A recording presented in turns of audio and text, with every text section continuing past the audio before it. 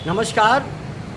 मुंबई से फिर एक बार आपके सामने आपका अपना रविंद्र जैन 07 चैनल से सम्मान और स्वागत है देशवासियों। मेरी वीडियो का मकसद किसी को नुकसान पहुंचाना नहीं है, लेकिन सिस्टम से चलना पड़ेगा। सिस्टम को सिस्टम में ही बदलना पड़ेगा। कुछ ऐसे लोग हैं, कुछ सिस्टम भी ऐसा हो चुका है हमारे भारत का, जिसे कहते हैं ना, सड़ चुका है। जब सिस्टम ही सड़ चुका है तो लोग सिस्टम पर कैसे चलेंगे? इस बात की जंग है हमारी कि भारत को सिस्टम का शहर बनाना है और भारत को सिस्टम पर चलाना है। सिस्टम ही शिष्टाचार, यही एक आदर्श बनाना है। उसी मुद्दे पर बात करते हैं, लेकिन कुछ लोग कमेंट्स के माध्यम से, जो हल्के गिरे हुए फेरी वाले हैं, जो मुगलों की औलादे हैं, वो गरीब गरीब गरीब करके कमेंट्स करते हैं। मैं आपको ये कहना चाहता हूँ, शासन प्रशासन को भी ये कहना चाहता हूँ, मुंबई की विरासतों को, ये विरासतें आपकी नहीं हैं, ये विरासतें पूर्वजों की है, लोगों की मेहनत की बनी हुई है। इतना खूबसूरत ये बम्बई है, लेकिन इस खूबसूरत बम्बई को यहीं के शासन प्रशासन में बैठे हुए चंद लोग, जो वसूलीबाज हैं, दारूबाज हैं, अड्डेबाज हैं, बुलबुल नचाने वाले हैं, ये अपने पूरे बम्बई को बिल्कुल निस्ताबूत करने पर इन्होंने सौगंध खा ली है वसूली के लिए।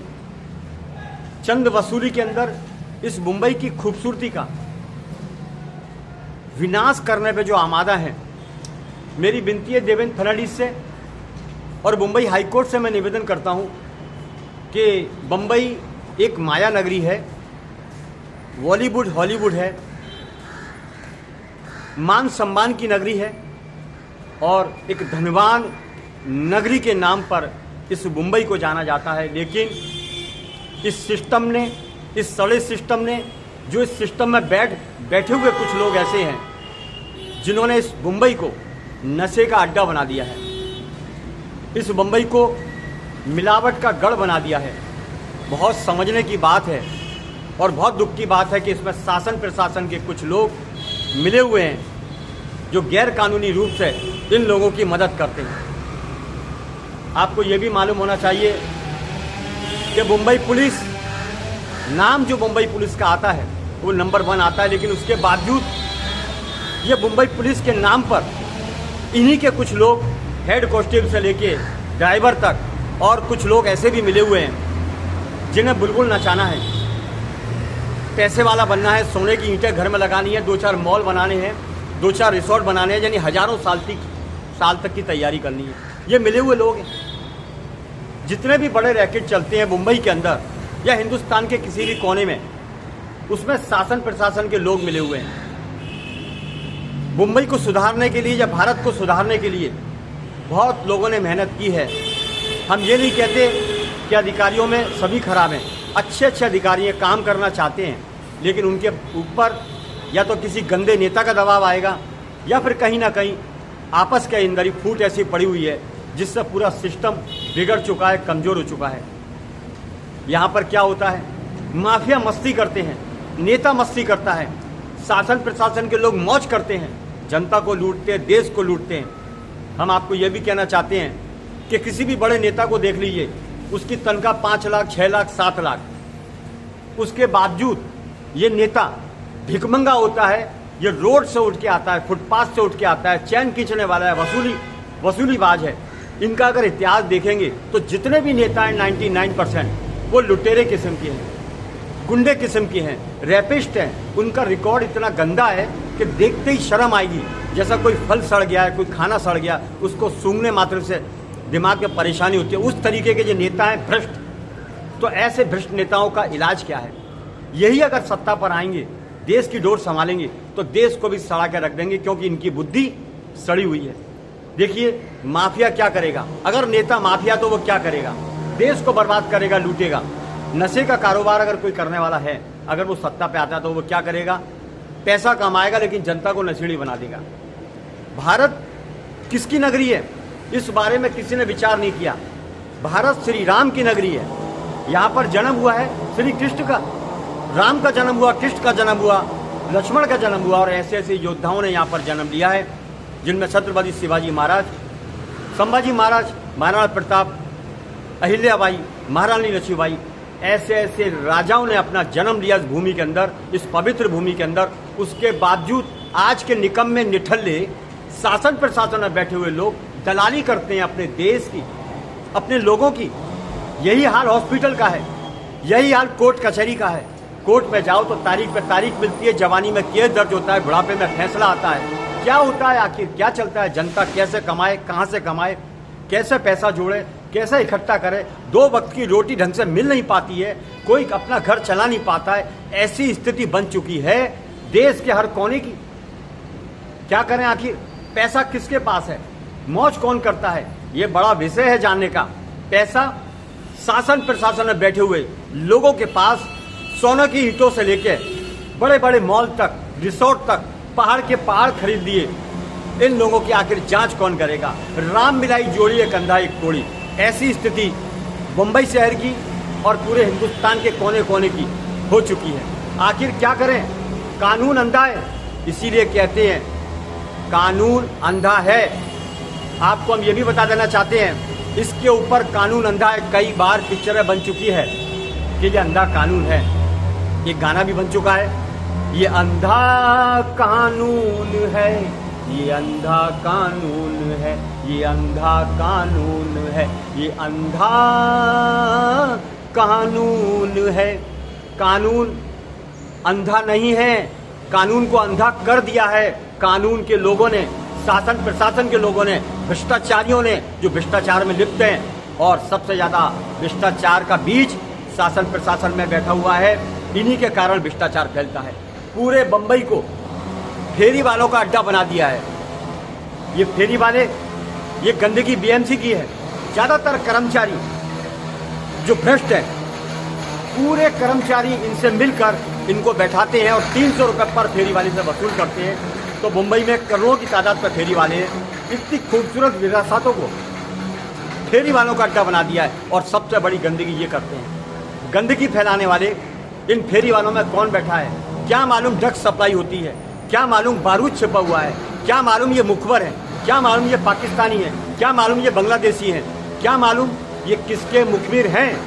हम आपको फिर बोलना चाहते हैं, ये फेरी वाले कभी बंबई को भारी नुकसान पहुंचा सकते हैं, क्योंकि यही मुखबिर हैं। कहीं ना कहीं 26/11 मुंबई में हो चुका है, 26/11 मुंबई में हो चुका है, ट्रेन धमाके हो चुके हैं। इसमें कहीं ना कहीं शासन प्रशासन की कहीं ना कहीं नेटवर्क है। ये सही है, इतने मुंबई के अंदर हत्याएं हो जाती हैं, सुशांत केस की होगी, सालियन की होगी, वो नहीं खुलते हैं। कहीं ना कहीं मिली भगत है। तो मैं तो एक ही बात बोलना चाहता हूँ, भारत को बचाने के लिए जब भारत गुलाम था तो भारत के लोगों ने अपना बलिदान दिया, सीने पे गोलियां खाई। और आज दूसरा परिणाम देखने को मिलता है कि भारत की देशभक्ति में सबसे पहले हमारी देश की आर्मी है, जो एक एक इंच जमीन को बचाने के लिए अपनी जान पर खेलकर अपने भारत की शान को, सम्मान को, तिरंगे के सम्मान को बचाने का काम करती है ये भारत की आर्मी। आखिर जो आर्मी है उनके भी बच्चे हैं, उनकी भी बीवी है, वो भी किसी का चिराग है, किसी का पति है, किसी का बेटा है, किसी का भाई है, लेकिन फिर भी अपनी जान पर खेलकर, जान की बाजी लगाकर देश की रक्षा करते हैं। ये नेताओं को सीखना चाहिए।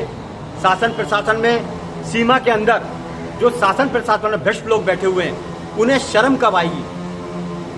कब शर्म आएगी? कब वो आर्मी को देख के ये सीखेंगे कि हमारे देश की आर्मी बॉर्डर पर हमारी सुरक्षा करती है, व्यवस्था करती है, हमारे देश को बचाने का काम करती है। तो हमें क्यों नहीं सीखना चाहिए उन आर्मी से, देश की आर्मी से सीखना चाहिए कि वो गोलियां खाते हैं, अपनी एक इंच जमीन को बचाते हैं, और हम बैठ के शासन प्रशासन के लोग भ्रष्टाचार करते हैं, हर तरीके का भ्रष्टाचार करते हैं। आखिर क्या चलता है? सरकारी डिपार्टमेंट, राजभवन से लेकर मंत्रालय तक पूरे टिप टॉप हैं, खाना टॉप का आता है, हेलीकॉप्टर में जाते हैं, गाड़ियों में घूमते हैं, पूरी सुरक्षा का पैसा जनता के पैसे पे इनका पूरा सिस्टम चलता है। उसके बाद इनकी अकड़ देखिए, जैसे देश इनके बाप की जागीर है।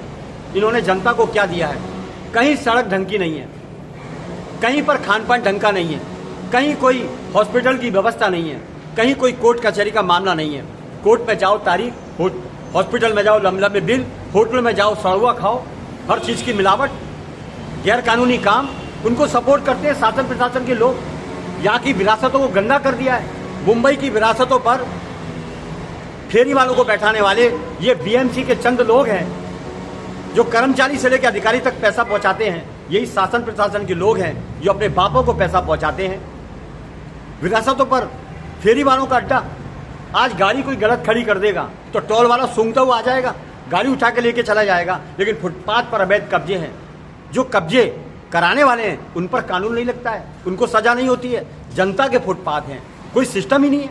हर जगह फेरी वाले बैठे हैं और ये फेरी वाले हमें कमेंट पर लिखते हैं हम गरीब हैं, तुम बद्दुआ खाता है, तुझे पैसा नहीं मिलता है। गरीब तो शासन प्रशासन के लोग हैं, भिखमंगे जो 300 रुपये रोज खाते हैं और फेरी वालों को बैठाते हैं। वो फेरी वालों का कोई मुद्दा नहीं है, लेकिन फेरी वालों को बैठाने वाले इनका एक बाप है, औरंगजेब की औलाद। हम आपको फिर बता देना चाहते हैं, देवेंद्र फडणवीस से विनती करता हूं, इस बंबई को घेरा जा रहा है, आप समझिए। इस पूरे बंबई को औरंगजेब के बाप ने घेर रखा है। इसी के रूप में औरंगजेब के बाप की औलादें बैठी हुई हैं फेरी वालों के रूप में। वो कभी भारी नुकसान पहुंचा सकती हैं इस मुंबई को। मैं विनती करता हूं, उत्तर प्रदेश के जो सीएम है योगी आदित्यनाथ, जिस स्टाइल पर उन्होंने अपराध को खत्म किया है, माफियाओं को ठोक कर ऊपर यमलोक पहुंचाया है, उसी स्टाइल में आपको काम करना पड़ेगा। इसमें जो भी हो, नेता शामिल हो, शासन प्रशासन का डिपार्टमेंट का कोई भी शामिल हो व्यक्ति, उसे ठोका जाए, तारीख नहीं फैसला किया जाए। दूसरा कोई इलाज नहीं है, क्योंकि भारत की कोर्टों में तारीख पर तारीख मिलती रहेगी। भर भर के पैसे दे के ये लोग छूट जाएंगे और अपराध की दुनिया में वापस अपना वर्चस्व लहराने का काम करेंगे। किसी भी अपराधी को मालूम पड़े कि ये अपराधी हैं, क्योंकि हमारे पास एजेंसियां हैं, भारत में एजेंसियां बहुत हैं, वो साबित कर सकती है कि ये अपराधी है। ठोक दो, तारीख नहीं, सीधा ठोक दो, यमराज के पास पहुंचा दो, तारीख मत दो, सीधा फैसला करो। तब भारत एक महानता के रास्ते पे चलेगा, तभी भारत माफिया मुक्त होगा, तभी ये भारत ड्रग्स मुक्त होगा। बहुत सारे माफियाओं की वैरायटी है, तब ही एक रास्ता मिलेगा जब इनको ठोका जाएगा, तारीख नहीं फैसला किया जाएगा। मुंबई बचाओ, मैं देवेंद्र फडणवीस से विनती करता हूँ, मुंबई बचाइए। यहाँ पर फेरी वाले माफियाओं का एक बाप है जो औरंगजेब की औलाद है। आप सावधान रहिए, फेरी वालों के रूप में औरंगजेब की औलाद, माफियाओं के रूप में औरंगजेब की औलाद, पानी टैंकर माफियाओं के रूप में औरंगजेब की औलाद, शेरे टैक्सियों के रूप में औरंगजेब की औलाद। ज्यादातर बांग्लादेशी पाकिस्तानियों की भीड़ है, वो गैंग मचा रखा है और इसको बैठाने वाले, मिलाने वाले, इनसे हफ्ता खाने वाले शासन प्रशासन के लोग हैं और इनको राशन कार्ड, आधार कार्ड, पैन कार्ड बनाने वाले आपके डिपार्टमेंट के लोग हैं। इसमें कुछ मंत्री नेता शामिल हैं, कुछ शासन प्रशासन के लोग शामिल हैं। आप इन्हें पकड़िए, ठोकिए, घर तक इन्हें बुलडोजर चलाइए। जब तक इनकी बदनामी नहीं होगी, बेइज्जती नहीं होगी, ये देश को नोच नोच कर खाते रहेंगे और 26/11 इसी तरीके की हरकत मुंबई में होती रहेगी। उम्मीदों के साथ मैं अपना वक्तव्य समाप्त करता हूँ। मुंबई के फोर्ट से मैं हूँ रविंद्र जैन, आपका अपना, और विनती करता हूँ देवेंद्र फडणवीस से और मुंबई हाई कोर्ट से, आप अपनी वैल्यू जिंदा रखिए। आपकी वैल्यू होनी चाहिए, यहाँ पर आपकी कोई वैल्यू नहीं है। मुंबई हाई कोर्ट के आदेशों की धज्जियां उड़ाई जाती है और सीएम साहब आपकी तो कोई सुनता ही नहीं है। जब मुंबई हाई कोर्ट की नहीं सुनता तो आपकी कौन सुनेगा? आपके आदेश हैं कि फेरी वाला कहीं भी नहीं बैठे। छत्रपति शिवाजी महाराज टर्मिनल, जीपीओ, पूरे फेरी वालों ने घेर रखा है। उनका कहना है क्या करेगा सीएम और क्या करेगा मुंबई हाई कोर्ट? हम 300 रुपये देते हैं, करोड़ों रुपए देते हैं, या किसी की नहीं चलती, या रुपया चलता है। एक बात कहा गया है, बाप बड़ा ना भैया, सबसे बड़ा रुपया।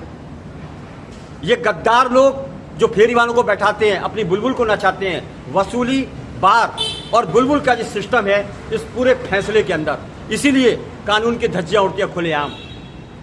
फिर एक बार आपके सामने आपका अपना रविंद्र जैन सदैव तत्पर बात करता रहूंगा, देश हित में, जनता के हित में। जय हिंद, नमस्कार।